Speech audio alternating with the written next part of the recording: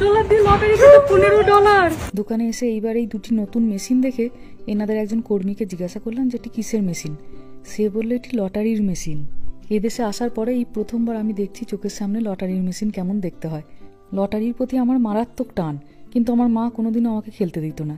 কিন্তু একবার মেলায় গিয়ে দিদার সঙ্গে একবার লটারি খেলেছিলাম। $2 দিয়ে কেটেছিলাম টিকিটটা, একটা মগ পেয়েছিলাম। ওইখানে বিভিন্ন রকমের লটারি আছে। এই টিকিটটা $20, এটা $30, এটাও 30, এটাও 30, এটা 20, এটা 20, এটা 20, এটা একটা 5 পেয়েছি। না এটাই খেলি। $5 মানে হচ্ছে $400, আর $30 মানে প্রায় $2500। প্রথমবারেই অত টাকা দিয়ে খেলবো না, প্রথমে একটা ছোট টিকিট দিয়ে খেলি। এখানে বলছে কটা টিকিট চাই, একটা না দুটো না তিনটে না চারটে, তো একটাই নেবো। ও আগে এটা সিলেক্ট করতে দিচ্ছে না, আগে বলছে টাকাটা দিতে। ব্যাংকটাকে দেখছেন, সব জায়গায় সবার আগে ও লাফিয়ে চলে আসে।